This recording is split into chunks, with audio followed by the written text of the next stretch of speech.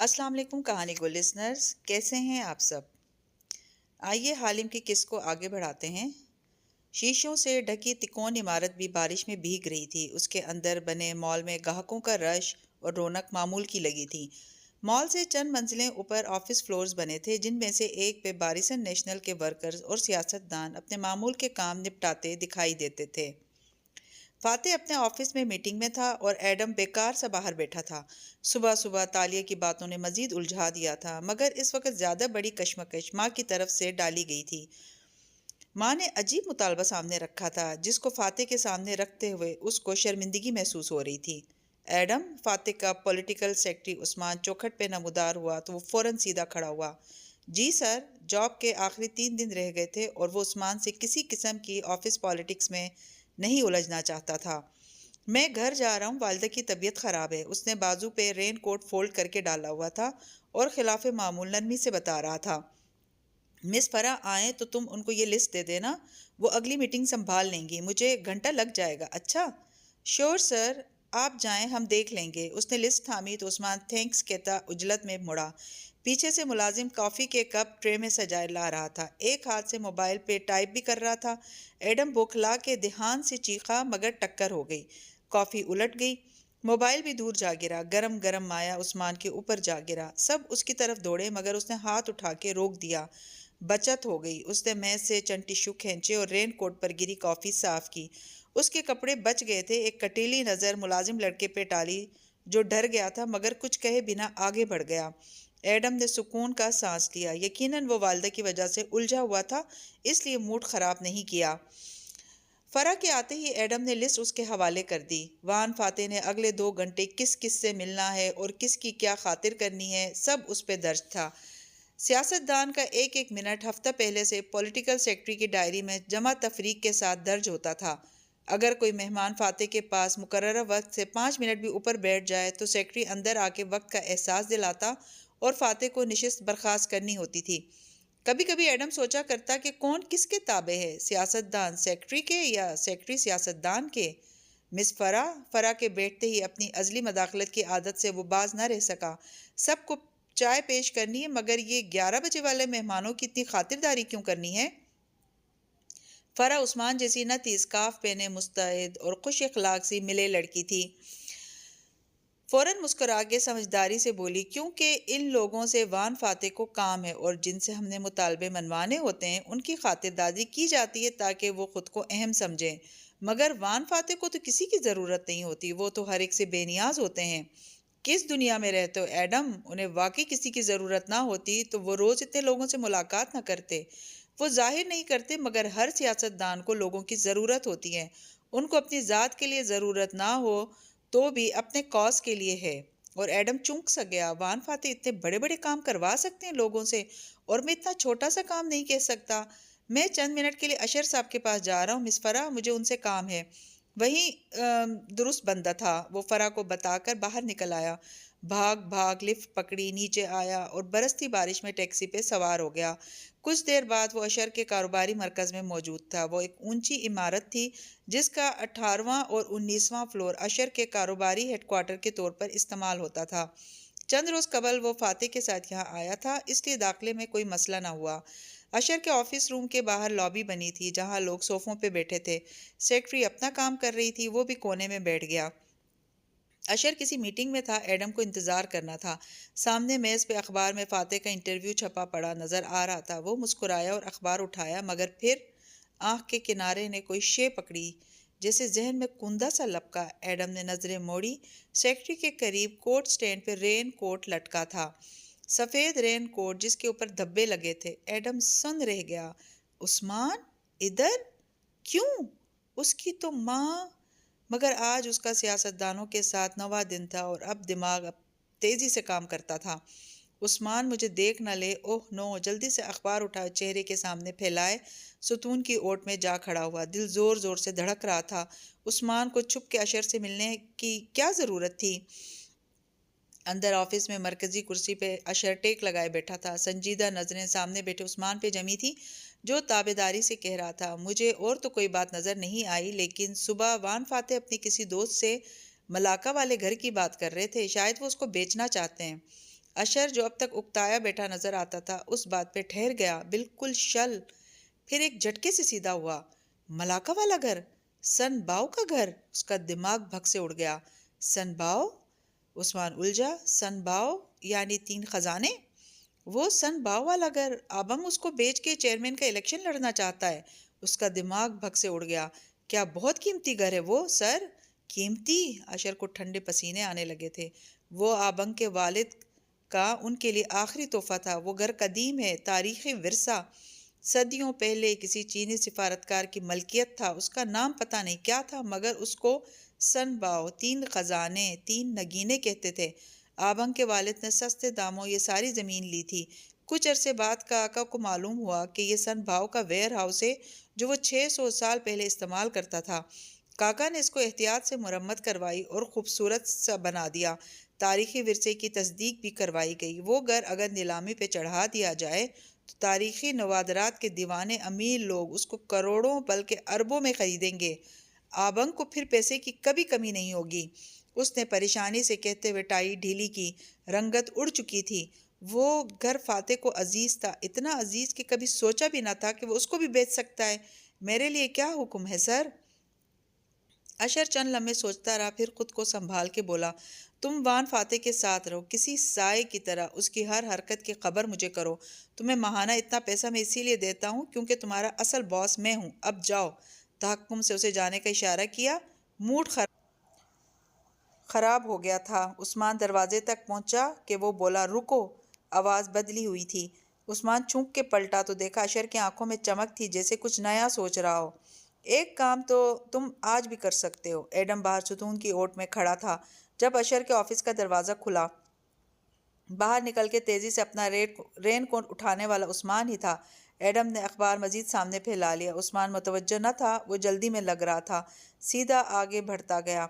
Adam کا ذہن شل تھا۔ وہ وان فاتح کو کیسے بتائے گا کہ نہ تالیہ مراد ہے وہ ہے جو وہ خود کو کہتی ہے، نہ عثمان اس کے ساتھ مخلص ہے۔ بیک وقت 2 لوگوں پہ الزام سے تو لگے گا ایڈم خود عثمان کی جگہ لینا چاہتا ہے، مگر ماں کا کام؟ ایک نئی الجھن نے الجھنوں کے ہجوم سے سر نکالا تو وہ گہری سانس لے کر رہ گیا۔ پہلے اسے ماں کا کام کرنا تھا۔ کچھ دیر بعد اشر لفٹ میں سوار ہوا نیچے آ رہا تھا، مصروف، بے نیاز سا۔ لفٹ کے دروازے لابی پہ جا کر کھلے تو وہ باہر نکلا، پھر یکا یک رک گیا۔ سامنے سے بارش میں بھیگتا ایڈم آتا دکھائی دے رہا تھا۔ انداز سے لگتا تھا وہ ابھی ابھی عمارت میں داخل ہوا ہے۔ سر ہانپتا کانپتا اس کے پاس پہنچا تو اشر نے ابرو بھینچ کے ناگواری سے اسے دیکھا۔ کیا ایک چھتری تک نہیں ہے تمہارے پاس؟ جلدی میں تھا سر، عثمان صاحب کو اپنی والدہ کے پاس جانا پڑا۔ پیچھے وان فاتح کو اٹینڈ کرنے کے لیے کوئی نہیں ہے، مجھے جلدی واپس جانا ہے، مگر آپ سے ضروری بات کرنی تھی۔ گو کہ اشر کو پرواہ نہ تھی کہ عثمان کو کوئی دیکھ سکتا ہے، کیونکہ عثمان اپنی حفاظت کرنا جانتا تھا، مگر ایڈم کے انداز سے لگتا تھا وہ اپنی ہی دھن میں ہے، نا واقف، بے وقوف۔ اشر نے گھڑی دیکھی اور پھر جبراً رکتے ہوئے بولا، جلدی بولو۔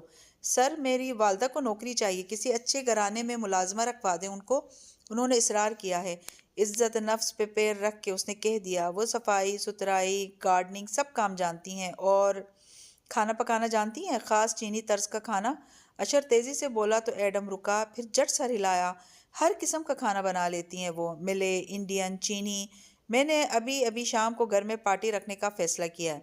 صرف چند چینی دوست مدعو ہوں گے۔ اگر تمہاری ماں بہترین چینی کھانا بنا سکتی ہے تو اس کو میرے گھر لے جاؤ اور کچن اس کے حوالے کر دو۔ اگر مجھے کوئی شکایت نہ ملی تو میں اس کو کہیں شیف رکھوا دوں گا۔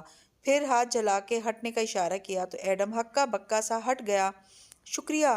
شکریہ سر، پیچھے سے بوکھلا کے پکارا، مگر اشر اپنے گارڈ سمیت آگے بڑھ گیا تھا۔ ایڈم لابی میں اکیلا کھڑا رہ گیا۔ تھوڑی دیر پہلے مجھے اشر پہ غصہ تھا کہ وہ فاتح کے ملازم سے خفیہ تعلق کیوں رکھے ہوئے۔ لابی میں آتے جاتے سوٹڈ بوٹڈ امیر لوگوں کو دیکھتے ہوئے سوچنے لگا، مگر میں نے اپنا کام کہتے دیر نہیں لگائی، کیا میں بھی سیاست سیکھنے لگا ہوں؟ پھر سر جھٹکا۔ نوکری کے لیے سفارش کروانا بری بات نہیں، کوئی جھوٹ نہیں بولا، چوری نہیں کی، محنت مزدوری کر کے پیسے کمانا چاہتے ہیں ہم، اگر یہی سیاست ہے تو بری چیز نہیں ہے یہ۔ حالم کا خوبصورت اور اونچا گھر اس دوپہر خاموش پڑا تھا۔ بارش رک چکی تھی اور لان کی گھاس پانی سے بھوجل تھی۔ تالیہ نے کار پورچ میں روکی اور خاموشی سے باہر نکلی۔ وہ بھیگی ہوئی لگ رہی تھی۔ شاید وہ اسرا کے گھر سے واپسی پہ وہیں کار روک کے باہر نکل کے بارش میں کھڑی رہی تھی۔ سنہرے بالوں سے موٹے موٹے پانی کے قطرے ٹپک رہے تھے۔ وہ ان میں انگلیاں چلاتی دروازے کی طرف آئی۔ میں نے آج 2 چیزیں دریافت کی، سنو گی تو داد دو گی۔ دروازہ کھولا تو سامنے لاؤنج کے صوفے پہ پھیل کے بیٹھی بھاری بھرکم داتن دکھائی دی۔ سینے پہ پیالہ رکھے اس میں سے اخروٹ نکال نکال کے کھاتی بھی جا رہی تھی۔ پوچھو کون سی 2 چیزیں؟ تالیہ اندر آئی، دروازہ بند کیا، جوتے اتارے، ریک سے نرم چپل نکال کے پہنے، چہرہ جھکا ہوا اور خاموش تھا۔ داتن نے بے چینی سے چند لمحے انتظار کیا۔ چونکہ مشرقی لڑکی کی خاموشی ہاں تصور کی جاتی ہے، اس لیے میں سمجھ گئی ہوں کہ تم میری دریافت جاننے کے لیے بے چین ہو، سو تمہارے پوچھے بغیر ہی بتائے دیتی ہوں۔ تالیہ نے پرس سٹینڈ پہ لٹکایا اور کچن تک آئی۔ ایک الماری کا پٹ کھولا، اندر سے سفید تولیہ نکالا۔ جانتی ہو سمی کو کیسے معلوم ہوا کہ اشر محمود نے تمہاری تحقیقات کروائی ہیں؟ میں نے صرف سمی کے شناختی کارڈ نمبر سے اس کا ایڈریس معلوم کروایا تو پتہ چلا وہ اشر کے آفس میں کام کرتا ہے، یعنی ڈائریکٹ رملی، اشر کا مینیجر کے نیچے۔ تالیہ نے کمر موڑی اور سر جھکا دیا، پھر گیلے بالوں کو تولیہ میں لپیٹ کے سیدھی کھڑی ہوئی۔ سمی کا تعلق منی لانڈرنگ گروہ سے تھا اور وہ کئی سالوں سے اشر کے پاس ہی کام کر رہا ہے۔ عین ممکن ہے کہ اشر بھی اسی کام میں ملوث ہو۔ منی لانڈرنگ کر کے ہی بنائی ہوگی اشر اور اس کے باپ نے اتنی بڑی جائیداد۔ اب دوسری دریافت کا پوچھو۔ تالیہ سر نواڑے بالوں کو تولیے سے رگڑ رہی تھی۔ خاموش، بالکل خاموش۔ ہاں ہاں، میں جانتی ہوں تم مزید جاننے کے لیے بے چین ہو۔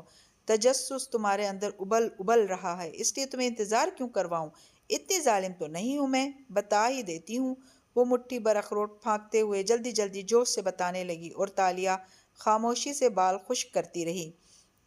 اس کویتی شیخ کا ملازم نوفل شیخ بن کے جب اسرا سے ملا تو اسرا یا فاتح تو نہیں جانتے تھے کہ اصلی شیخ کی شکل کیا ہے، لیکن اشر تو ساتھ تھا۔ اس نے اسرا کو نہیں بتایا کہ یہ اصلی شیخ نہیں ہے۔ نہ جب تم نے ڈائننگ ہال میں شیخ کو کال ملائی تب اشر نے شیخ سے واقفیت ظاہر کی، لیکن یہ دیکھو۔ صوفے سے کاغذ اٹھا کے لہرایا۔ اشر اور وہ شیخ جاسم ایک ہی گولف کلب کے ممبر رہے ہیں، اور ایسا ہو نہیں سکتا کہ کبھی ملے نہ ہوں۔ لوگ گولف کھیلتے بھی تو اونچی دوستیوں کے لیے ہیں۔ میرا خیال ہے ان دونوں کی پرانی دوستی ہے، یعنی یہ اشر ہی ہے جس کے کہنے پہ شیخ نے نقلی پینٹنگ اور اپنا غلام دونوں اس کے حوالے کر دیے، یعنی یہ اشر ہے جو اسرا اور فاتح کو تباہ کرنا چاہتا ہے۔ تولیہ زور سے کھینچ کے پرے اچھالا اور مڑ کے اسے دیکھا تو آنکھوں میں غصہ تھا۔ کون فاتح، کون اشر؟ لیانا اور تالیہ کی بات کرو۔ داتن حیران رہ گئی۔ تالیہ، ہمارے ہر کام کے لیے لوگوں کو تم ہائر کرتی ہو۔ میں پس منظر میں رہتی ہوں، اپنا چہرہ نہیں دکھاتی، رات کو چھپ کے چوری کرتی ہوں اور ان میں کسی نوکرانی، کسی ویٹریس یا جیسا معمولی سا کردار کرتی ہوں جو کسی کو یاد بھی نہیں رہتا، لیکن مجھے ہر بات یاد رہتی ہے۔ اتنی درستی سے بولی کہ داتن دھک سے رہ گئی۔ 4 ماہ پہلے ہم نے ڈریمرز کام کھیلا تھا۔ وہ اداکار چالاک لڑکا احمد جس نے یتیم خانے کے دورے پہ آنے والی امیر انڈونیشین خاتون کے سامنے پیشن گوئی کی اور پھر ہم نے اس کو ڈرا کے اس سے مزید پیشن گوئیوں کے لیے پیسے بٹورے تھے۔ کچھ یاد آیا؟ داتن کے کھلے لب بند ہو گئے۔ اس نے نظریں جھکا لیں۔ تمہیں پتہ چل گیا؟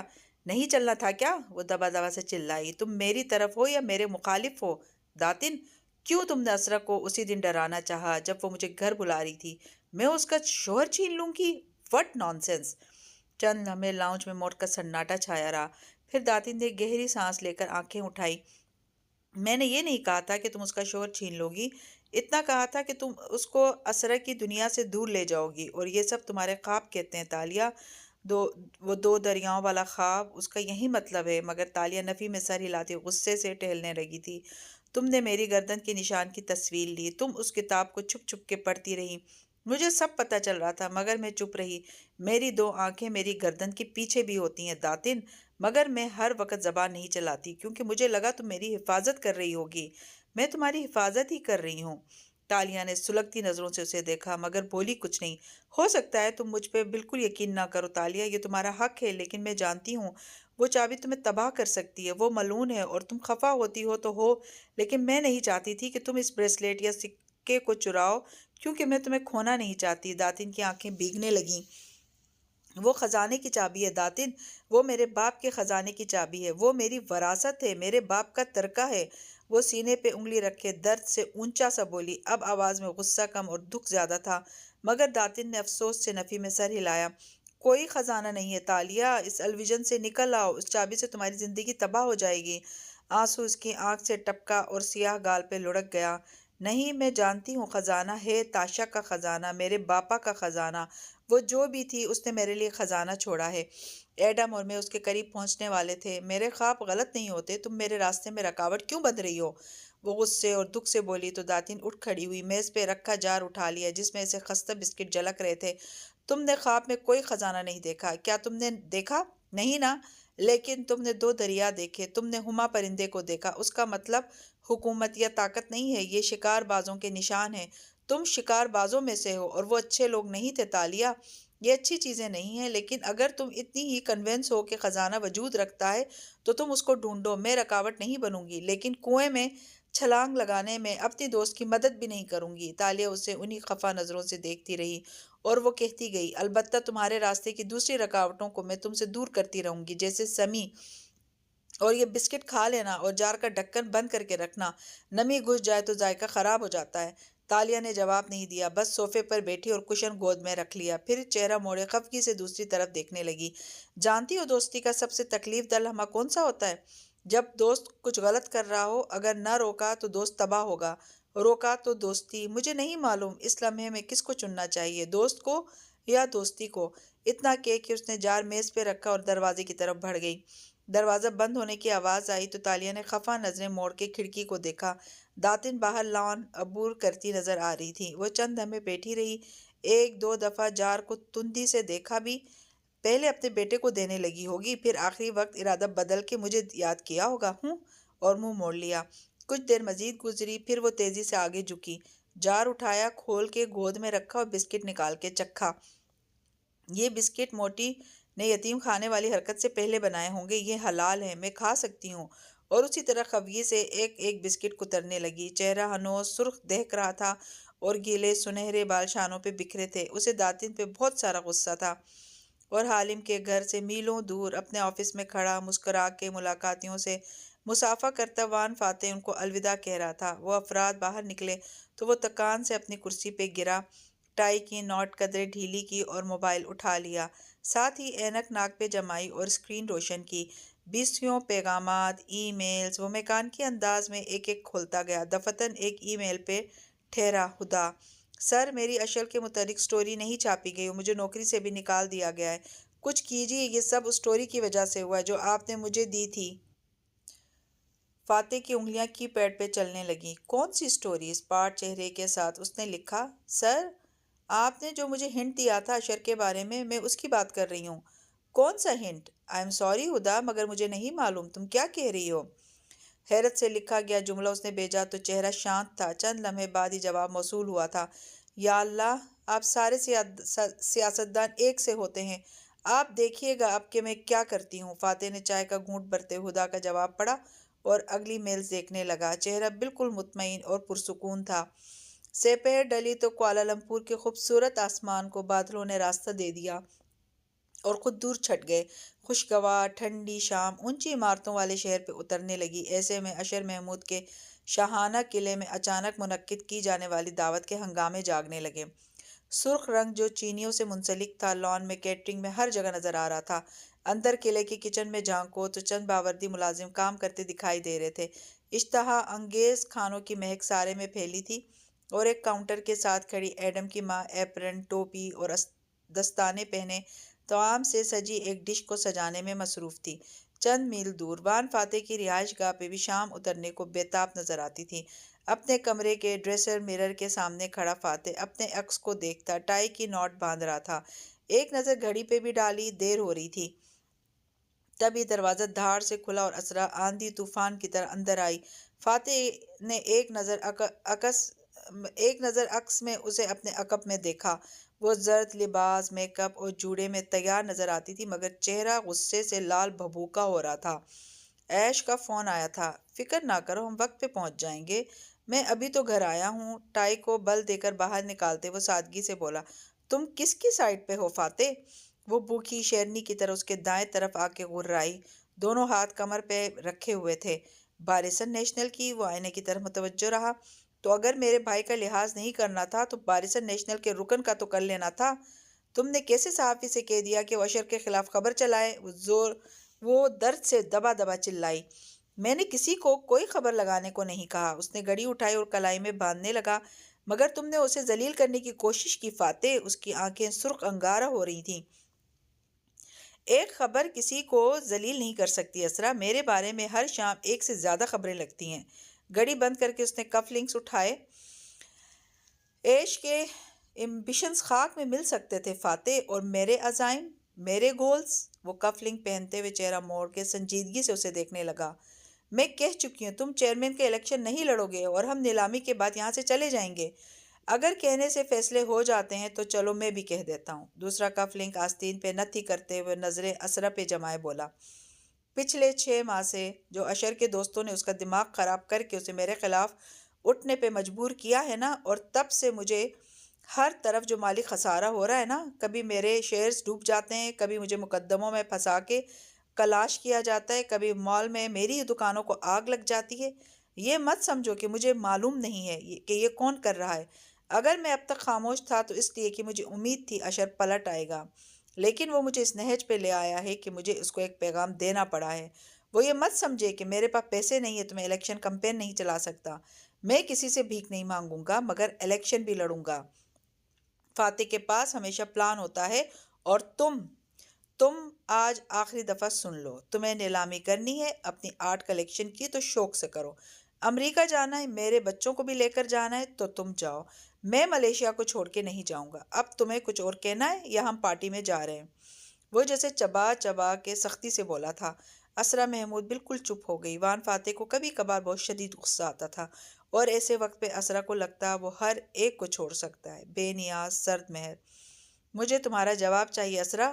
تمہیں میرے ساتھ رہنا ہے یا امریکہ جانا ہے؟ وہ اسی غراہٹ کے ساتھ پوچھ رہا تھا۔ چپتی ہوئی آنکھیں اسرا پہ جمی تھیں۔ اسرا نے خود کو سنبھالا۔ چہرے کی سرخی قدرتی طور پہ کم ہوتی گئی۔ کیا تمہیں لگتا ہے مجھے تمہارے خوابوں کا احساس نہیں ہے؟ یہ میری بات کا جواب نہیں اسرا۔ اور سیاسی بیوی نے گہری سانس لی اور اس کی کوہنی تھامی۔ اچھا ٹھیک ہے، غصہ مت کرو، ہم نہیں جائیں گے امریکہ۔ تم جو کرنا چاہتے ہو کرو۔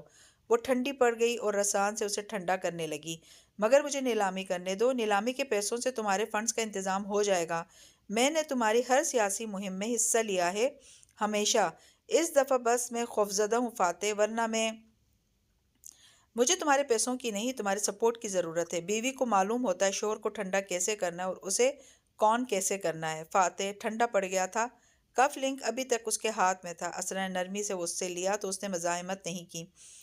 ایسا سوچنا بھی نہیں کہ میں کبھی تمہیں چھوڑ کے جا سکتی ہوں۔ وہ کف لنک دل جمی سے اس کے کف پہ پہنانے لگی۔ اگر یہ تمہارے لیے اتنا ہی ضروری ہے تو میں تمہارے ساتھ ہوں۔ تم جیتے، بات ختم، ٹھیک؟ فاتح بس آنکھیں چھوٹی کیے سے غور سے دیکھتا رہا، گویا یقین کرے یا نہ کرے۔ پھر اس نے یقین کرنے کا فیصلہ کر لیا۔ ہلکا سا مسکرایا اور سر کو خم دیا۔ تھینک یو، میں کار میں تمہارا انتظار کر رہا ہوں۔ پھر کوٹ کو کندھوں پر برابر کیا اور سیل فون اٹھا کے باہر کی طرف بڑھ گیا۔ دروازہ کھلا تھا، وہ اسے عبور کر کے لاؤنج میں آیا تو ایک دم ٹھٹکا ماتھے پر بل پڑے۔ سامنے بڑے صوفے پہ ٹانگ جمائے سنہرے بالوں والی لڑکی بیٹھی تھی، سرخ چھوٹی آستین کے چینی طرز کی لمبی میکسی میں ملبوس۔ اس نے میک اپ کچھ ایسا کر رکھا تھا کہ شکل چینیوں کی طرح لگ رہی تھی۔ ملے لوگوں کے نقوش بھی چینیوں سے ملتے ہیں مگر رنگت گندمی مائل یا سانولی ہوتی۔ تالیہ البتہ کافی گوری گلابی سی تھی۔ فاتح کو دیکھ کے وہ سادگی سے مسکرائی اور اٹھ کھڑی ہوئی، سر کو خم دیا۔ السلام علیکم۔ وعلیکم السلام، تم ادھر؟ وہ حیران ہوا اور اسے کچھ برا بھی لگا۔ مسز اسرا نے ایمرجنسی میں بلوایا تھا، وہ اسی پارٹی میں مجھے ساتھ لے جانا چاہتی تھیں۔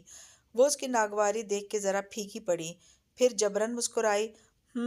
وہ آگے بڑھ گیا تو وہ بے اختیار بول اٹھی، کیا آپ بھی اس پارٹی میں جا رہے ہیں؟ فوراً زبان دانتوں تلے دبائی۔ کیا صبح والی بے عزتی کافی نہیں تھی تالیہ؟ مگر یہ دل کیا کیا کروا دیتا تھا۔ ظاہر ہے، وہ بے نیازی سے کہتا آگے بڑھ گیا۔ سی یو توانکو، پھر ملتے ہیں میرے محترم۔ لبوں سے بے اختیار پھسلا تھا، بنا کسی ارادے، کسی سازش، کسی سوچ، کسی مطلب کے۔ اس لفظ پہ فاتح ٹھہرا، گردن موڑ کے اسے دیکھا۔ وہ سامنے سے آتی اسرا کی طرف بڑھ گئی تھی اور اب مسکرا کے اس سے مل رہی تھی۔ سنہرے بال چہرے کی ایک طرف ڈال رکھے تھے اور کانوں سے سرخ آویزیں لٹک رہے تھے۔ اسرا مسکراتے ہوئے اسے اشر کی پارٹی کا بتا رہی تھی جس پہ اشر نے اسے خاص الخاص مدعو کیا تھا۔ فاتح یوں ہی اسے دیکھے گیا۔ توانکو، وہ لفظ اتنی محبت اور عقیدت لیے ہوئے تھا کہ اس کی بازگشت لمحے بھر کو سارے گھر میں پھیل سی گئی۔ توانکو، میرے آقا، مائی لارڈ۔ بس ایک لمحے کے لیے فاتح نے اسے ذہن میں دہرایا، پھر سر جھٹک کے آگے بڑھ گیا۔ توانکو ایک قابل احترام ٹرم ہے جو ملے اللہ کے لیے بھی استعمال کرتے ہیں اور کسی محترم کے لیے بھی، جیسے میرے مالک، میرے آقا کہنا۔ ایڈم، باہر نکلتے ہی فاتح نے برے موڈ کے ساتھ ایڈم کو پکارا، تم میری کار چلاؤ، ہم پہلے جائیں گے۔ بیگم صاحبہ اپنی مہمان کے ساتھ دوسری کار میں آئیں گی۔ اس کا موڈ خراب ہو گیا تھا، وہ اتنی بری کیوں لگتی تھی اسے؟ ایڈم نے جٹ چابی تھام لی۔ راستے میں فاتح خفگی سے باہر دیکھتا رہا۔ وہ ہمیشہ سنبھلا ہوا اور پرسکون رہتا تھا سوائے جب اسے بہت زور کا غصہ آتا، لیکن یہ لڑکی ان دونوں میاں بیوی کی لڑائی کے وقت ان کے کمرے کے باہر بیٹھی تھی۔ یہ بات اسے بہت غیر آرامدہ کر رہی تھی۔ شاید صرف یہی بات تھی، یا شاید اس کو دیکھ کے آریانہ یاد آتی تھی۔ آریانہ کو وہ اچھی لگی تھی، اتنی کہ وہ کتنے ہی دن اس کے بارے میں باتیں کرتی رہی تھی۔ سنہرے بالوں والی تاشا آگا پوآ، ایک سوال پوچھوں سر؟ ایڈم کی آواز نے اسے سوچ سے باہر کھینچ نکالا۔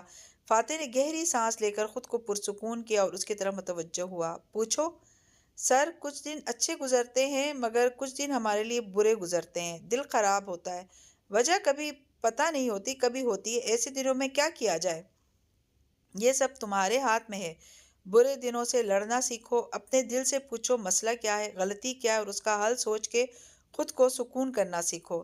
جتنا زیادہ تم برے موڈ کے آگے ہتھیار ڈالو گے، اتنے ہر گزرتے دن کے ساتھ کمزور ہوتے جاؤ گے۔ جتنا اس سے لڑو گے، پرسکون رہو گے۔ سر، کبھی کبھی مسئلہ ہمارے کچھ عزیزوں کے ساتھ ہوتا ہے جن سے ہمارا خونی رشتہ نہیں ہوتا، مگر ان کے بارے میں دل فکر مند رہتا ہے۔ اگر ان کو کچھ غلط کرتے دیکھیں تو ان کو روکنے کا دل چاہتا ہے، مگر ان کی ناراضی سے ڈر بھی لگتا ہے۔ ایسے میں کیا کرنا چاہیے؟ تمہارا مطلب ہے کسی کے ساتھ کوئی انہونا سچ بولتے ہوئے تمہیں ڈر لگ رہا ہے؟ فاتح اب کھڑکی سے باہر بھاگتی عمارتیں دیکھ رہا تھا۔ جی سر، ایڈم نے موڑ کاٹتے شرمندگی سے آواز پست کی۔ تمہیں معلوم ہے ایڈم، 1400 سال پہلے عرب میں ہمارے رسول اللہ صلی اللہ علیہ وسلم کو اللہ تعالیٰ نے نبوت سے نوازا تھا۔ غار حرا میں فرشتہ ان کے پاس حق لایا تھا۔ جب وہ گھر واپس آئے تو خدیجہ رضی اللہ تعالیٰ عنہ نے ان کی بات پر من و عن اعتبار کیا۔ بات کتنی ہی انہونی کیوں نہ تھی، انہوں نے وہ کیا جو ایک اچھا دوست، ایک اچھا ساتھی کرتا ہے۔ اپنے پارٹنر کو کمفرٹ کیا، ہمت بندھائی، ان کو کہا کہ آپ کو اللہ کبھی ذلیل و رسوا نہیں کرے گا کیونکہ آپ غریبوں کی مدد کرتے ہیں، مصائب میں گھرے لوگوں کا سہارا بنتے ہیں۔ مشکل وقت میں اپنے ساتھی کو امید دکھائی، ان کی اچھائیاں ان کو یاد دلائیں اور ان کی بات پہ یقین کیا۔ جانتے ہو کیوں؟ کیوں؟ کیونکہ خدیجہ رضی اللہ تعالیٰ عنہ محمد صلی اللہ علیہ وسلم کو اتنے اچھے طریقے سے جانتی تھیں کہ ان کو معلوم تھا یہ جو کہہ رہے ہیں سچ کہہ رہے ہیں، کیونکہ رسول اللہ صلی اللہ علیہ وآلہ وسلم عام معاملات میں بھی سچ بولتے تھے۔ اگر تم چاہتے ہو کہ لوگ تمہاری ہر خاص بات کا اعتبار کریں تو تم عام باتوں میں بھی سچے بنا کرو، اور اگر اس کا وقت نہ ہو، اگر مجھے اپنے اس عزیز کو بیک ویو مرر میں فاتح کا چہرہ دیکھا جو بے نیاز سا باہر دیکھ رہا تھا۔ ابھی آج ہی کسی شے سے آگاہ کرنا ہو تو میں کیا کروں؟ تمہیں سچ اور حق کا فرق معلوم ہے ایڈم؟ وہ جواباً سوال پوچھ رہا تھا۔ سچ تو برہنہ تلوار ہے، جو سامنے آئے گا کاٹ ڈالے گی، مگر حق وہ سچ ہوتا ہے جو درست طریقے سے درست وقت پر درست جگہ بولا جائے۔ ذرا ٹھہر کے وہ باہر دیکھتے مسکرایا۔ تمہیں معلوم ہے رسول اللہ صلی اللہ علیہ وسلم سے زیادہ سچا کوئی نہیں تھا، مگر وہ بلنٹ نہیں تھے، کسی کا دل نہیں دکھاتے تھے، لوگوں کے منہ پہ ان کے لباس، گھر اور جسمانی اعضاء کے عیوب نہیں بیان کرتے تھے۔ انس رضی اللہ تعالیٰ عنہ بچے تھے جب رسول اللہ صلی اللہ علیہ وسلم کی خدمت میں گئے، 10 سال ان کے ساتھ رہے۔ کہتے ہیں آج تک رسول اللہ صلی اللہ علیہ وسلم نے ان کو نہیں ٹوکا کہ یہ کیوں کیا اور یہ کیوں نہیں کیا۔ ہم لوگ ایسے نہیں کرتے، خود میں ایسے نہیں کر پاتا، بول دیتا ہوں، بعد میں سوچتا ہوں سامنے والے کا دل دکھا دیا، مگر بہرحال تم نے پوچھا ہے تو تمہیں درست بات بتاؤں گا۔ سچ کی جگہ حق کہنا سیکھو، یعنی صحیح طریقے سے صحیح وقت پہ سچ بولنا سیکھو، اور یہ تم تبھی سیکھ سکو گے جب تم خود سے سچے ہوگے۔ خود سے سچے کا مطلب سر؟ وہ نہماک سے سنتا ڈرائیو کر رہا تھا۔ کبھی اپنی کسی بری عادت سے جنگ کی ہے تم نے؟ بہت سے لوگوں کو بہت سی بری عادتیں ہوتی ہیں، ڈرگز، عورتیں، جوا، یا کم سے کم انٹرنیٹ پہ غلط اشیاء دیکھنا۔ لوگ ان کے ساتھ خود سے جھوٹ بول کے لڑتے ہیں، اب میں یہ نہیں کروں گا کہہ کر چند دن ان کو دبا لیتے ہیں، پھر وہیں کام کر بیٹھتے ہیں، پھر گلٹ، توبہ، پھر وہیں کام، یوں یہ ایک گھناؤنا سائیکل چلتا رہتا ہے۔ مگر بری عادتوں کو اسی طرح تو چھوڑا جاتا ہے سر، خود سے عہد کر کے کہ میں یہ کام نہیں کروں گا۔ وہ حیران ہوا۔ ایڈم، بری عادت بیماری نہیں ہوتی، بیماری کی ایک علامت ہوتی ہے جو ظاہر ہو رہی ہوتی ہے۔ اگر کسی کو چکن پاکس نکل آئیں تو وہ دانوں پہ کریم لگانے سے نہیں جاتے، دانے تو ایک علامت ہیں، اس کو دوا لینی پڑے گی جو جسم کے اندر جا کر اصل مسئلے کو ختم کرے گی۔ کاز کو ٹریٹ کرنا ہوتا ہے، علامتوں کو نہیں، مگر اس کے لیے خود سے سچ بولنا پڑتا ہے۔ وہ کیسے؟ اپنے آپ سے پوچھنا ہوتا ہے کہ اگر میں یہ کرتا ہوں تو کیوں کرتا ہوں؟ میں کس چیز کی کمی اس چیز میں ڈھونڈ رہا ہوں؟ بری عادت بار بار واپس آئے گی جب تک تم خود سے سچے نہیں ہوگے۔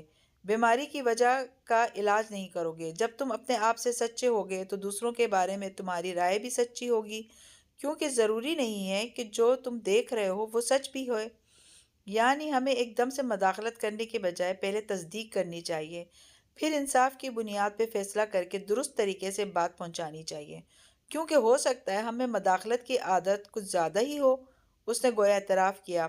فاتح نے جواب نہیں دیا، وہ ہر بات کا جواب نہیں دیا کرتا تھا۔ وہ بس کھڑکی کے باہر دیکھنے لگا۔ وہاں سڑک کے پار دور اونچی آسمان کو چھوتی عمارتیں دکھائی دے رہی تھیں۔ یکایک ان عمارتوں کی رنگت پلاہٹ بھری ہو گئی، ارد گرد ماحول زرد ہو گیا۔ وان فاتح نے گردن موڑی تو کار کو ایک بوڑھا ڈرائیور چلا رہا تھا اور فرنٹ سیٹ پہ قدرے نوجوان سا اشر بیٹھا تھا، 6 سال پہلے کا ماحول۔ پیچھے فاتح کے بائیں ہاتھ ایک لمبے بالوں والی بچی بیٹھی تھی، وہ گردن سیدھی کر کے سنجیدگی سے سامنے دیکھ رہی تھی۔ عمر کم تھی مگر ذہانت اور تمکنت ہر انداز سے جھلکتی تھی۔ آبنگ، آپ کو 11 بجے فنڈ ریزر میں جانا ہے، مگر میں چاہتا ہوں کہ آپ وہاں سے آدھے گھنٹے میں فارغ ہو جائیں، کیونکہ پھر میں نے آپ سے ملاقات کے لیے چند انڈسٹریلسٹ کو وقت دے رکھا ہے۔ وہ اپنی ڈیجیٹل ڈائری دیکھ کے کہہ رہا تھا، اور اگلے الیکشن سے پہلے آپ کو بار بار ان سے ملنا پڑے گا۔ شیور۔ سوٹ میں ملبوس سیل فون دیکھتے فاتح نے ہلکے سے کندھے اچکائے تھے۔ کاکا، آپ فنڈ ریزر پہ نہیں آ سکیں گی، میں نے ان کو آپ کی ری الیکشن مہم کے لیے مختلف ٹاسک دیا ہے، ان کو آج 2 ایونٹ اٹینڈ کرنے ہیں، ٹھیک ہے نا آبنگ؟ اشر تائیدی انداز میں بیک ویو مرر کو دیکھ کے پوچھ رہا تھا، گویا اتنا روب تھا کہ اگر وان فاتح انکار کر دے تو فوراً سے شیڈیول بدل دے گا۔ مجھے تم پر بھروسہ ہے ایش، تم میرے چیف آف سٹاف اسی لیے ہو۔ اشر مسکرایا، پھر بیک ویو مرر کو ہاتھ سے ترچھا کیا تو اس میں سنجیدہ مگر بور سی ہوئی آریانہ بیٹھی دکھائی دی۔ آریانہ، اتنی بری شکل کیوں بنا رکھی ہے؟ تمہیں تو خوش ہونا چاہیے کہ تمہارے ڈیڈ ہر گزرتے دن وزیر اعظم بننے کے قریب ہوتے جا رہے ہیں۔ آریانہ نے بوئیں بھیج کے پہلے اسے دیکھا اور پھر چہرہ موڑ کے باپ کو۔ کسی کو یاد بھی ہے کہ کل کون سا دن ہے؟ فاتح کی سیل فون پہ جمی نظریں چونک کے اٹھی، چونکنے والے انداز میں آریانہ کو دیکھا۔ تمہاری برتھ ڈے تو دسمبر میں آتی ہے نا؟ ذہن نے فوراً جمع تفریح کی، اور جولیانا اور سکندر کی سالگرہیں بھی دور ہیں۔ ایش نے بیک ویو مرر میں دیکھتے ہوئے حیرت ظاہر کی۔ آریانہ ہنوز گفگی سے باپ کو دیکھ رہی تھی۔ ڈیڈ، کل آپ کی برتھ ڈے ہے۔ اوہ! جہاں فاتح کے ہونٹ سکڑے وہیں اشر کی آنکھوں میں اچنبھا ابھرا۔ آبنگ کا برتھ ڈے تو اپریل میں ہوتا ہے۔ نہیں، آریانہ ٹھیک کہہ رہی ہے، بچپن میں سے پیپرز میں غلطی رہ گئی اور اس کو بدلوانا بڑا مسئلہ تھا۔ جو سالگرہ سیاسی طور پہ میں مناتا ہوں وہ واقعی میری درست سالگرہ نہیں ہے۔ پھر مسکرا کے بیٹی کو دیکھا، اور صرف آریانہ کو میری اصل سالگرہ یاد رہتی ہے۔ آریانہ نے اسی سنجیدگی سے ہتھیلی پھیلا دی۔ میرا گفٹ ڈیڈ؟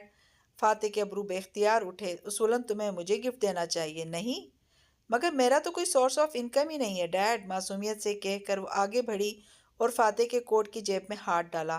اس نے مزاحمت نہیں کی، اسے اپنا بٹوہ نکالنے دیا۔ آریانہ نے اس میں سے کریڈٹ کارڈ نکال کے لہرایا۔ میں آج اس سے اپنے اور آپ کے لیے گفٹ لوں گی، اور آپ کو کل مجھے وہیں لے جانا ہوگا جہاں گفٹ ہوگا، دھونس سے بولی۔ اور کیا ہے تمہارا گفٹ؟ اس نے والیٹ واپس جیب میں ڈالتے دلچسپی سے پوچھا تو آریانہ پہلی دفعہ مسکرائے، پراسرار انداز میں بولی، تاشا آگاپوا۔ تاشا آگاپوا؟ فاتح نے اچنبھے سے دہرایا۔ وہ کون ہے؟ کون نہیں ڈیڈ، یہ پوچھیں کہ کیا ہے؟ کار کی رفتار سست ہوئی تو وہ چونکا، منظر بدلا۔ 6 سال گزر چکے تھے اور وہ ایڈم کے ساتھ کار میں تھا۔ اشر کا گھر آ چکا تھا جہاں پارٹی شروع ہو چکی تھی۔ سر جھٹک کے اس نے تمام خیالات کو ذہن سے جھٹکا اور چہرے پہ مخصوص مسکراہٹ طاری کر لی جس کے ساتھ اسے اب نیچے اتر کے مہمانوں سے ملنا تھا۔ سیاست دان کا مسکراتا ہوا چہرہ، بزنس فیس۔ شام گہری ہو رہی تھی اور قلعہ روشنیوں سے جگمگا رہا تھا۔ لان میں مختلف قسم کے لوگ سرخ، سفید یا سیاہ لباس میں خوش گپیوں میں مصروف ٹہل رہے تھے۔ موسیقی بج رہی تھی۔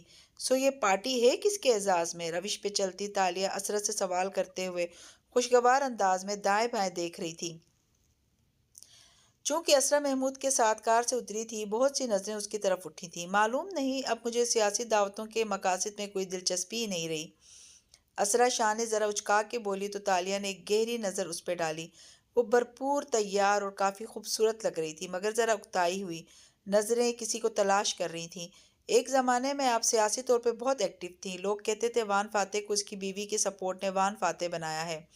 تب آریانہ ہمارے پاس تھی۔ پھر اس نے گہری سانس لی اور ایک بے تاثر نگاہ تالیہ پہ ڈالی۔ تم خود کو کمفرٹیبل کر لو، میں عائش سے مل لوں۔ اور تالیہ کا جواب سنے بغیر آگے بڑھ گئی۔ تالیہ نے نظریں گھما کے اطراف میں دیکھا۔ سرخ لباس پہنے، کلچ اٹھائے، وہ کسی خالی الدماغ والی امیر حسینہ جیسی لگ رہی تھی، مگر اس کی تیز آنکھیں دائیں سے بائیں سارے لان کا جائزہ لے رہی تھیں، جیسے ہر پارٹی پہ مارک جس آدمی سے کچھ چرانا ہو کے گھر کو وہ کیس کیا کرتی تھی۔ وہ عموماً ان جگہوں پہ اسی نیت سے جایا کرتی تھی اور آج عادتاً بھی وہیں کر رہی تھی، حالانکہ اسے کچھ نہیں چرانا تھا۔ سیکیورٹی کے کتنے افراد ہیں، کیمرے کہاں لگے ہیں، ہنگامی صورتحال میں بھاگنے کا پہلا راستہ کون سا ہوگا، وہ قابل نظروں سے جائزہ لیتی آگے بڑھتی آئی۔ ایک جگہ سامنے فاتح کھڑا تھا، 3 لوگوں کے گروہ میں، ہاتھ میں گلاس اٹھائے۔ وہ مسکرا کے بے فکری سے کسی بات پہ تبصرہ کر رہا تھا۔ بولتے ہوئے چہرہ دوسرے آدمی کی طرف موڑا تو اس کے کندھے کے پیچھے کھڑی تالیہ کھڑی دکھائی دی۔ فاتح نے اسے نظر انداز کر کے بات جاری رکھی۔ تالیہ بھی شاید وہاں سے ہٹ جاتی، مگر وان فاتح پہ جمی نظروں کے سامنے ایک دم سفیدی چھانے لگی، اتنی چمکدار سفیدی کہ وہ ٹھہر گئی۔ ساری آوازیں بند ہو گئیں۔ ایک خواب سا منظر ابھرا، لکڑی کی سلاخوں والا بڑا سا پنجرا جسے چند لوگ اٹھا کے لے جا رہے تھے، کسی جنگل میں درختوں کے درمیان۔ پنجرے کے دروازے پہ تالے پڑے ہیں اور اندر وہ اکڑوں بیٹھی ہے، سنہرے روکھے بال اور چہرے پہ مٹی تھوڑی گھٹنے پہ رکھی ہے اور خاموش سپاٹ نگاہیں فاتح پہ جمی ہے جو پنجرے کے دوسرے کونے میں بیٹھا ہے، اسی طرح اکڑوں مگر چہرہ زخمی لگتا ہے۔ تاشا میرے ساتھ رہو، اسے دیکھ کے آہستہ سے کہتا ہے، مجھے تمہاری ضرورت ہے اور تمہیں میری۔ میں آپ کے ساتھ ہوں توانکو، میرے آقا، وہ بولی تو آواز پھٹی پھٹی سی تھی۔ سفیدی مزید چھاتی گئی، اتنی کہ منظر غائب ہونے لگے۔ تالیہ نے چونک کے پلکیں جھپکی تو پارٹی کا لان واپس دکھائی دینے لگا۔ فاتح کے ساتھ والے افراد بکھر گئے تھے یا کیا وہ واپس آئے تو دیکھا وہ گلاس لیے اس کے سامنے کھڑا اور غور سے اسے دیکھ رہے۔ پارٹی کا شور پھر سے کانوں میں سنائی دینے لگا اور وہ مکمل طور پہ جھاگ گئی، زبردستی مسکرائے اور سر کو خم دیا۔ توانکو، تم کیا دیکھ رہی تھی؟ پوچھتے ہوئے فاتح نے گردن موڑ کے اپنے پیچھے دیکھا اور پھر دوبارہ اسے۔ وہ کچھ کہہ نہ سکی۔ صبح والی توہین بھول گئی، اس کا سحر اتنا تھا کہ الفاظ گڈ مڈ ہونے لگے۔ یوں ہی پارٹی کو دیکھ رہی تھی؟ اچھا، وہ آنکھوں کی پتلیاں سکوڑ کے سوچتی نظروں سے اسے گویا پرکھ رہا تھا۔ مجھے لگا تم کچھ اور دیکھ رہی ہو، کچھ غیر ماورائی جو ہم نہیں دیکھ سکتے، جیسے کسی دوسری دنیا میں جھانکنا۔ کیا کوئی دوسری دنیا وجود رکھتی ہے توانکو؟ وہ اس کی آنکھوں سے نظریں ہٹا نہیں پا رہی تھی۔ وہ ہلکا سا مسکرایا۔ مجھے اس دنیا کی زیادہ فکر ہے، ہم نے اس کے لیے بہت کچھ کرنا ہے۔ دوسری دنیاؤں کی مخلوقات اپنی فکر خود کر لیں گی۔ آپ نے کبھی کسی سے درخواست کی ہے توانکو کہ وہ آپ کے ساتھ رہے کیونکہ آپ کو اس کی ضرورت ہے؟ کبھی ایسا موقع آیا؟ وہ پھر سے مسکرایا اور کندھے اچکائے۔ میرے کاز کو بہت سے لوگوں کی ضرورت ہوگی، مگر مجھے، انگلی سینے پہ رکھی، وان فاتح کو کسی کی ضرورت نہیں ہوتی، نہ وہ کسی سے ایسی درخواستیں کرتا ہے، نرمی سے کہہ کے وہ گلاس لیے آگے بڑھ گیا۔ سحر ٹوٹا، منتر سا ختم ہوا۔ تالیہ نے گہری سانس اور سر جھٹکا۔ کھانا لگایا جا رہا تھا، وہ اپنے نام کی میز ڈھونڈتی آگے بڑھ گئی۔ تالیہ بنت مراد۔ جس گول میز پہ اس کا نام کا کارڈ تھا، اس پہ اس کی نشست کے عین سامنے وان فاتح کا کارڈ تھا۔ فاتح البتہ بھی میز پہ نہیں آیا تھا۔ تالیہ تلخی سے مسکرائے، کرسی کھینچی، پھر ٹھہر گئی۔ کرسی کے قریب گلاس پہ لکیر کھینچی تھی۔ جوتے سے کھینچی گئی لکیر کسی شخص کو نظر نہ آتی شاید، لیکن وہ تالیہ تھی۔ اس کا کام یہی تھا، لکیریں کھینچ کے اپنی یاد دہانی کرنا کہ کس جگہ کھڑے ہونا ہے، ایسا پوائنٹ جہاں سے کوئی خاص شے دکھائی دیتی ہو۔ چونکہ اس نے ادھر ادھر دیکھا، لکیر والی جگہ پہ ابھی کوئی نہیں کھڑا تھا، مگر یقیناً کسی نے وہ جگہ مختص کر رکھی تھی۔ وہ آہستہ سے اس جگہ پہ کھڑی ہوئی اور دھیرے دھیرے گھومنے لگی۔ یہاں سے کیا نظر آتا تھا؟ میں اس کی طرف گھومی تو سامنے وان فاتح کے نام کی خالی کرسی تھی۔ کون تھا جو فاتح کے سامنے کھڑا ہونا چاہتا تھا؟ وہ خاموشی سے اپنی جگہ بیٹھی، دماغ تیزی سے چل رہا تھا۔ ان سے فاصلے پہ بوفے ٹیبل کے قریب اشر کھڑا تھا، سفید کوٹ میں ملبوس، گلاس اٹھائے، وہ ہمیشہ کی طرح مسکراتا ہوا شاندار لگ رہا تھا۔ اسرا کے جلے بنے انداز پہ بھی اس کی مسکراہٹ نہیں جا رہی تھی۔ میں کسی سوشلائٹ کو اتنی اہمیت نہیں دیتی کہ اسے اپنے ساتھ پارٹی پہ لے آؤں، ویسے بھی فاتح کو اس لڑکی کا ہمارے گھر آنا جانا پسند نہیں ہے۔ اب مجھے بتاؤ میں اسے کیوں ساتھ لائی ہوں؟ ہمیں تو اس سے صرف نیلامی کی حد تک مطلب تھا۔ اسرا شدید برے موڈ میں تھی۔ کاکا، اس سے مسکرا کے بہن کے شانے پہ ہاتھ رکھ کے دبایا۔ آپ کے شوہر نے جو بکھیڑا پھیلایا ہے اس کو صاف کرنے کے لیے مجھے اس کی ضرورت تھی۔ اسرا کی پیشانی کے بل ڈھیلے پڑے، آنکھوں کی خفگی خفت میں بدلی۔ مجھے بہت افسوس ہے اس کے لیے۔ صرف افسوس کافی نہیں ہے کاکا، آپ کو ثابت کرنا ہوگا کہ آپ مجھے پردھان منتری دیکھنا چاہتی ہیں یا آبنگ کو۔ وہ مسکرا کے اس کی آنکھوں میں جھانکتے ہوئے سرد لہجے میں بولا تو اسرا نے بے اختیار اس کے ہاتھ پہ ہاتھ رکھا۔ صرف تمہیں عیش، میں فاتح کو اس جنون کے ہاتھوں مزید تباہ نہیں ہونے دوں گی۔ وہ غصے میں تھا اور مجھے اس کو ٹھنڈا کرنے کے لیے کہنا پڑا کہ ہم امریکہ نہیں جا رہے۔ وہ تو مجھے چھوڑنے کی بات کر رہا تھا۔ وہ آپ کو کبھی نہیں چھوڑ سکتے، وہ آپ سے محبت کرتے ہیں۔ وان فاتح صرف وان فاتح سے محبت کرتا ہے عیش، وہ زخمی سا مسکرائی۔ اس کی زندگی کا ایک ہی مقصد ہے، اس نے اپنے محبوب وان فاتح کو طاقت کی کرسی پہ بٹھانا ہے، بس۔ اور اس کام سے اسے روکنے کے لیے آپ کا امریکہ جانا ضروری نہیں ہے، صرف ان کا اس دور سے نکلنا ضروری ہے۔ اس کے قریب جھکے وہ سرگوشی میں بولا، اور صرف آپ یہ کام کر سکتی ہیں۔ وہ کیسے؟ وہ چونکی آبنگ کے پاس فنڈز نہیں ہیں، وہ نہ قرض لیں گے نہ عطیہ۔ پہلے وہ مجھ پہ انحصار کیے ہوئے تھے، مگر حال ہی میں جو آگ لگی تھی، ظاہر ہے وہ ایکسیڈنٹ تھا۔ اس کے بعد ان کے پاس پیسوں کی شدید کمی ہو چکی ہے، ایسے میں وہ ملاقہ والا گھر بیچنے کا سوچ رہے ہیں۔ واٹ؟ اسرا کے اوپر سے گویا ٹرک گزر گیا، اس کی آنکھیں پھٹی کی پھٹی رہ گئیں۔ سن بھاؤ کا گھر؟ 3 خزانوں والا گھر؟ یہ تمہیں کس نے کہا؟ جس نے بھی کہا غلط نہیں کہا، وہ اس کے باپا کی وراثت تھی، وہ اس کو عزیز ہے، میں اسے وہ نہیں بیچنے دوں گی عیش۔ اسرا کی آنکھیں گلابی ہونے لگیں۔ اشر نے گہری سانس لی، ایک نظر اطراف کا جائزہ لیا۔ لوگ اب اٹھ اٹھ کے بوفے کارنر کی طرف آ رہے تھے۔ وہ اسرا کے کان کے قریب جھکا۔ اگر آپ آبنگ کو اس جنون سے بچانا چاہتی ہیں، اگر اپنے بچوں کو آریانہ کی طرح کھونا نہیں چاہتی، تو آپ کو میرے لیے، اپنے لیے ایک چوری کرنی ہوگی۔ ہاں، تم نے فون پہ یہ کہا تھا کہ مجھے آج فاتح کے لاکر سے کچھ چرانا ہوگا۔ اب بتاؤ کیا چیز؟ کیونکہ میں تیار ہوں۔ وہ گردن کڑا کے عزم سے بولی تو اس کی آنکھوں میں تبش دیکھ سکتا تھا۔ تالیہ کھانا ڈالنے کے بجائے لان کے کونے میں جا کھڑی ہوئی اور کلچ کھولا۔ اس میں ایک موٹے ہیرے والی انگوٹھی پڑی تھی۔ کچھ دیر پہلے یہ اسرا کی انگلی میں تھی اور اسرا ابھی تک ناواقف تھی کہ یہ تالیہ اتار چکی ہے۔ وہ ہلکا سا مسکرائی اور موبائل نکال کے نمبر ملایا۔ داتن نے پہلی گھنٹی پہ اٹھا لیا تھا۔ تم غلط ہو لیانا صابری، اگر تمہیں لگتا ہے کہ میں نے تمہیں معاف کر دیا ہے، بھلے تم نے میرے لیے ہی کیا جو کیا، مگر میں تمہیں اس لیے فون نہیں کر رہی کہ… داتن کا ہیلو سنتے ہی وہ مصنوعی خفگی سے تیز تیز بولتی گئی۔ بسکٹوں میں میٹھا زیادہ تو نہیں تھا؟ وہاں سے بے نیازی سے پوچھا گیا۔ پتہ نہیں میں نے کون سا چکھے تھے۔ تو آدھا ڈبہ خالی کیوں ہے؟ تالیہ نے بے اختیار فون کو گھورا۔ موٹی پھر سے میرے گھر میں بیٹھی ہے ہوں؟ مجھے کیا پتا، تم نے دیا ہی آدھا ہوگا۔ کھلس کے بولی۔ اچھا مجھے معاف کر دو، میں نے غلط کیا، مگر تمہارے لیے ہی کیا۔ اب بھی نہیں چاہتی کہ تم اس ملعون چابی کا پیچھا کرو، لیکن اگر تم کرنا ہی چاہتی ہو تو یاد رکھو تمہیں ایڈم سے چھٹکارا پانا ہے۔ وہ سنجیدگی سے کہہ رہی تھی۔ کسی کا کچھ چرا کے اس کے کوٹ میں ڈال دو، جب اس کے پاس سے برآمد ہوگا تو اس کا اعتبار اور نوکری ختم ہو جائے گی اور وہ تمہارا راز نہیں کھول سکے گا۔ اسرا؟ ہاں، اسرا کی انگوٹھی کا انتظام کر لیا ہے میں نے۔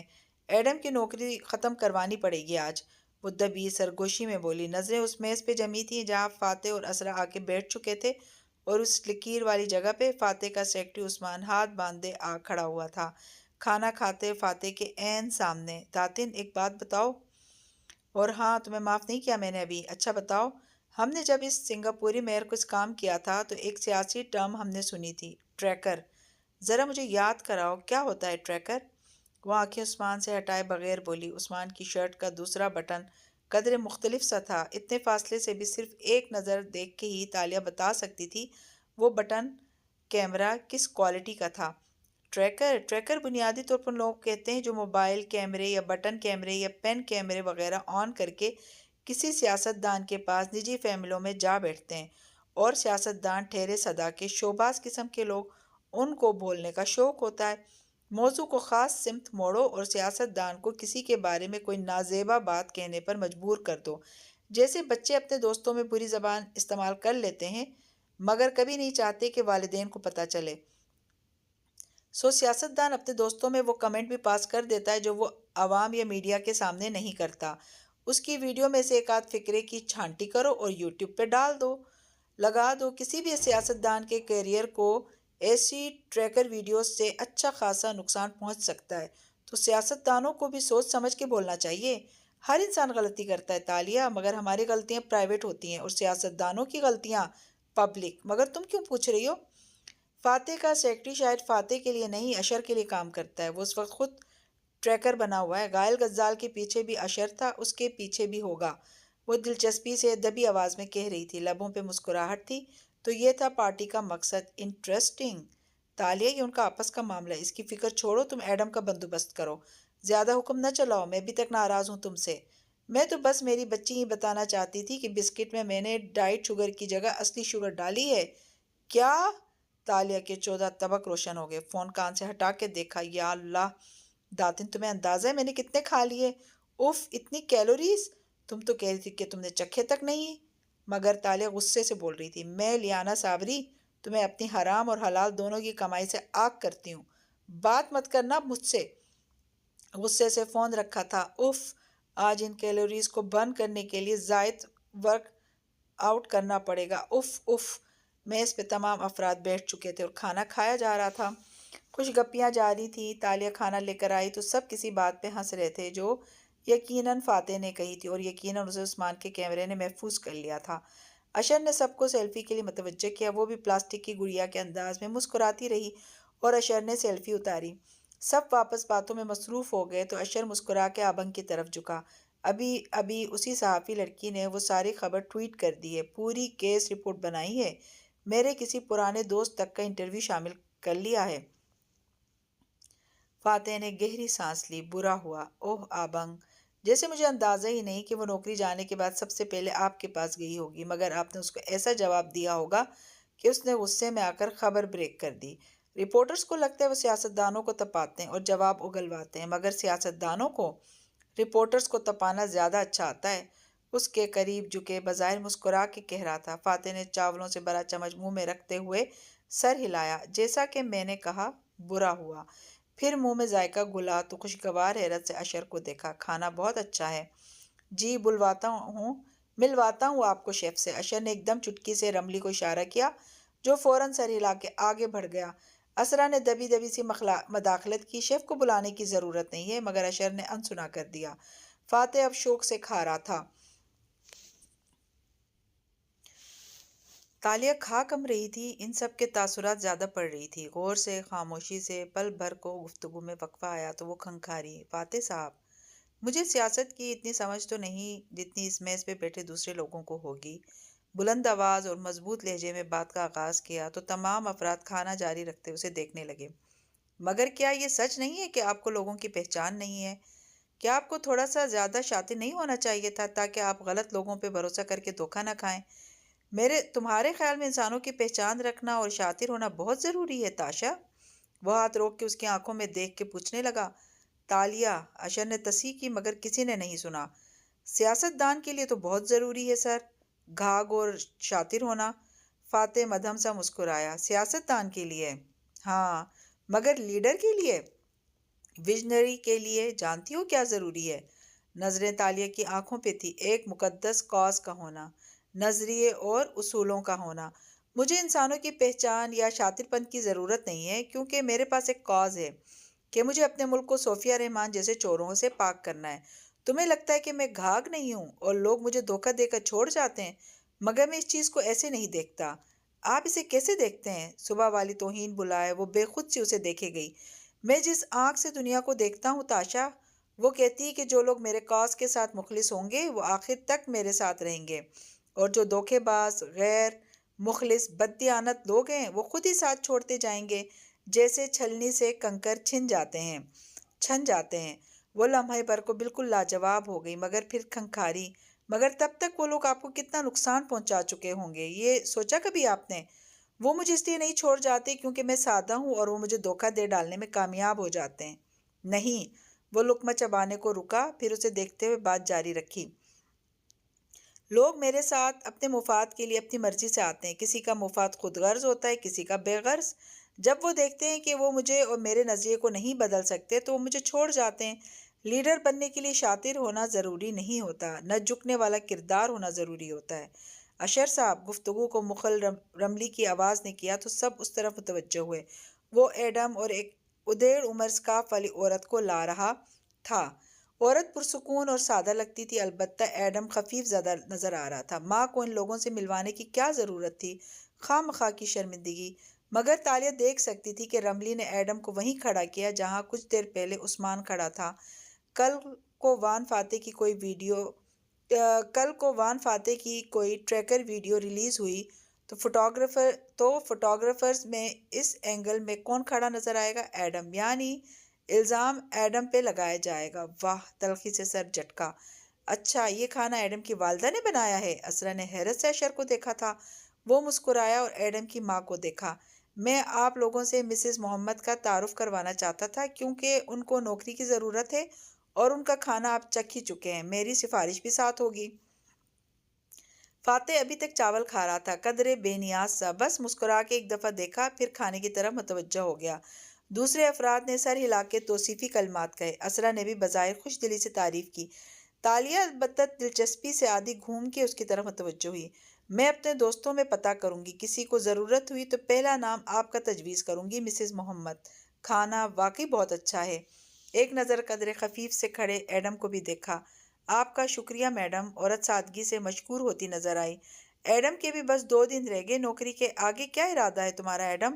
اشر نے نرمی سے پوچھا۔ وہ ایڈم کے وہاں کھڑے ہونے کے دورانیے کو بڑھانا چاہتا تھا، سو بات کو طول دے رہا تھا۔ سر، میں نوکری ڈھونڈ رہا ہوں، اور اگر نوکری نہ ملی تو؟ میرے والد سٹور پہ کام کرتے ہیں، وہاں بیٹھ جاؤں گا۔ پھر وہ نظریں جھکا کے متانت سے بولا، سٹور میں بیٹھنے سے تو تمہارے مستقبل کے روشن ہونے کا کوئی امکان نہیں ہے۔ اشر ٹیک لگائے افسوس سے بولا تو سکارف والی عورت بول اٹھی، ایڈم کا مستقبل بہت روشن ہے اشر صاحب۔ اور یہ آپ کو کیسے پتا؟ تالیہ نے دلچسپی سے گفتگو میں مداخلت کی۔ ایڈم کے ساتھ اس کے تایا کی دعائیں ہیں۔ ابھی وہ اتنا بول پائی تھی کہ ایڈم نے بڑھا کے اسے دیکھا۔ نہیں ماں، اللہ کا واسطہ ان لوگوں کے سامنے نہیں۔ گھبرا کے آنکھوں میں منت کی، مگر ماں سب کو متوجہ دیکھ کے بات جاری رکھے ہوئے تھی۔ ایڈم کے تایا اس کے لیے بہت دعا کرتے تھے، ان کو سچے خواب بھی آتے تھے۔ مگر ایڈم کی آنکھوں کی منت دیکھ کے وہ چپ ہو گئی۔ کوئی خواب دیکھا تھا انہوں نے ایڈم کے بارے میں؟ تالیہ نے چونک کے بات پکڑی۔ ایبو کے پاس کوئی چارہ نہ تھا، وہ سادگی سے گویا ہوئی۔ جی میڈم، جب یہ بہت چھوٹا سا تھا تو انہوں نے اس کے بارے میں کوئی اچھا خواب دیکھا تھا۔ بتایا نہیں کبھی، بس ہر وقت دعا کرتے تھے کہ… یہاں پہ ایڈم نے مارے شرمندگی کی آنکھیں بند کر دیں۔ ایک دن آئے گا جب ایڈم محمد کو اللہ تعالیٰ زمین میں مدفن خزانوں کے راز بتا دے گا، اور اس دن ایڈم دنیا کے بڑے بڑے حکمرانوں اور بادشاہوں سے بھی زیادہ طاقتور ہوگا۔ اس میز پہ چند ممبرز پارلیمنٹ اور سینیٹرز اپنی بیویوں کے ہمراہ بیٹھے تھے۔ عثمان، رملی جیسے مضبوط نوکریوں والے لوگ بھی پیچھے کھڑے تھے، جن کی عام لوگ سیاستدانوں سے ایک ملاقات کے لیے منتیں کرتے تھے۔ ایسے طاقتور لوگوں کی میز پہ پہلے تو خاموشی چھا گئی، پھر اگلے ہی لمحے زور کا قہقہ بلند ہوا۔ فاتح بھی ہنسا تھا اور ایڈم شرم سے زمین میں گڑ گیا۔ سب نے اس بات کو انجوائے کیا تھا۔ آمین۔ قہقہ تھما تو تالیہ کی آواز گونجی۔ میز پہ یکدم خاموشی ہوئی، تمام گردنیں اس کی طرف مڑیں۔ وہ ایڈم کے ایبو کو دیکھ رہی تھی، صرف وہ نہیں ہنسی تھی۔ ثم آمین، وہ حوصلہ افزا انداز میں مسکرا کے ایبو سے کہہ رہی تھی۔ ایڈم نے بے یقینی سے نظر اٹھائی، اسے لگا تالیہ نے طنز کیا ہے، مگر اس کا چہرہ کسی بھی کھوٹ سے پاک لگ رہا تھا۔ آپ میرے معزز دوستوں کے کہہ کہے کا برا نہ منائیے گا، مگر یہ ایسا ناممکن بھی نہیں ہے مسز محمد۔ اس دنیا میں اگر لوگوں کو سچے خواب آ سکتے ہیں تو وہ سچ بھی ہو سکتے ہیں۔ اب اشر صاحب کے دادا کو ہی لے لیجئے، ہاتھ سے اشارہ کیا۔ وہ چائے کی پتی کا کام کرتے تھے، 8x10 کی چھوٹی سی دکان تھی، اور اب ان کا گھر دیکھیں۔ اشر اور اسرا دونوں کے ماتھے پر ایک جیسے بل پڑے۔ سینیٹرز زکری کو لے لیں، ان کے والد بجلی کے محکمے میں میٹر ریڈر تھے، اور یہ ممبر پارلیمنٹ لائق خنوی صاحب بیٹے ہیں جن کا کہکا سب سے اونچا تھا۔ یہ جوانی کے دنوں میں اخبار بیچا کرتے تھے، وہ بھی سائیکل پہ خود اپنے انٹرویو سے بتاتے ہیں، اور اب یہ انہی اخباروں کی سرخیوں میں آتے ہیں۔ اور وان فاتح کو ہی لے لیں۔ نظریں گھما کے فاتح کو دیکھا جو دوسروں کی طرف بھوئیں اکٹھی کیے اسے دیکھ رہا تھا۔ ان کے والد وکیل تھے، معزز تھے، خوشحال تھے اور عزت دار زندگی گزارتے تھے۔ فاتح نے برہمی سے فکر مکمل کیا، مگر تالیہ نے بات جاری رکھی۔ ان کے والد وکیل تھے، معزز اور خوشحال تھے، مگر کافی شاطر اور گھاگ بھی تھے، لوگوں کو خوش رکھتے تھے۔ مگر فاتح صاحب ایسے نہیں ہیں۔ اس سے یہ ثابت ہوتا ہے کہ انسان کے کردار اور قد کا تعین اس کے باپ کی وراثت نہیں، اس کی اپنی قسمت اور محنت کرتی ہے۔ وہ اٹھی اور کرسی پیچھے کی۔ سب اس کو ناگواری سے دیکھ رہے تھے، پہلو بدل رہے تھے، مگر کسی نے جواب دینے کی زحمت نہیں کی۔ میں چلتی ہوں، دعوت کا شکریہ اشر صاحب۔ پھر ٹھہری اور اسرا کو مخاطب کیا، آپ کی کرسی کے ساتھ ایک انگوٹھی پڑی ہے، کیا یہ آپ کی ہے؟ اسرا جو خفا لگ رہی تھی چونکی، گردن گھمائی، گھاس پہ انگوٹھی سامنے ہی دھمک رہی تھی، سر جھٹک کے اسے اٹھایا اور بادل نخواستہ بولی، تھینک یو تالیہ۔ تالیہ نے بھی ایک مصنوعی مسکراہٹ اس کی طرف اچھالی اور پرس اٹھائے آگے بڑھ گئی۔ ایڈم یک ٹک اسے دیکھ رہا تھا۔ ان سارے مصنوعی، اونچے، طاقتور لوگوں میں ایک وہیں قدرتی سی لگی تھی، ایک دم اس کی ڈھال بن کے آ گئی، اور جیسے اس کو کسی کموڈو ڈریگن سے بچا لے گئی ہو۔ اب وہ چلتی ہوئی لان میں آگے جا رہی تھی۔ میز بشر نے مسکرا کے کوئی اور بات چھیڑ دی، مگر ایڈم ادھر ہی دیکھ رہا تھا۔ راستے میں وہ عثمان سے ٹکرائی، مگر سنبھل گئی۔ عثمان نے معذرت کی تو وہ اٹس اوکے کہہ کے آگے بڑھ گئی۔ تب ایڈم کو یاد آیا کہ اس کی کار تو فاتح کے گھر کھڑی تھی، وہ گھر کیسے جائے گی؟ وہ اجازت لے کر اس کی طرف بھاگتا آیا۔ وہ گیٹ کے باہر کھڑی تھی، سرخ سڑک کنارے، سرخ لباس میں، کلچ اٹھائے، خاموش، گمسم۔ ایک دم گردن موڑ کے ایڈم کو دیکھا تو انگلی سے اشارہ کیا، یعنی ادھر آؤ۔ کوئی روب سا تھا اس میں جو وہ دوڑا چلا آیا۔ جی چیتالیہ، اس کے دھوکے، جھوٹ سب بھول گیا۔ یاد رہا تو صرف یہ کہ وہ ڈھال بنی تھی۔ میں نے کیب منگوائی ہے، میری کار وان فاتح کے گھر کھڑی ہے، میں اسرا بیگم کے ساتھ آئی تھی، میری کار میرے گھر پہنچا دینا۔ چابی اس کی طرف بڑھا کے تحکم سے بولی۔ تبھی ایک لگژری کیب سامنے آ رکی۔ باوردی ڈرائیور نے باہر نکل کے دروازہ کھولا تو ایڈم نے جلدی سے چابی تھام لی اور تالیہ کار میں سوار ہو گئی۔ اس کے انداز میں سب شاہانہ تھا، مگر ایڈم کو آج لگا کہ اگر وہ ذرا سا کھرچے تو اندر سے ایک عام مڈل کلاس لڑکی نکلے گی۔ وہ اسی طرح اسے یک ٹک دیکھے گئے، یہاں تک کہ کار دور نکل گئی۔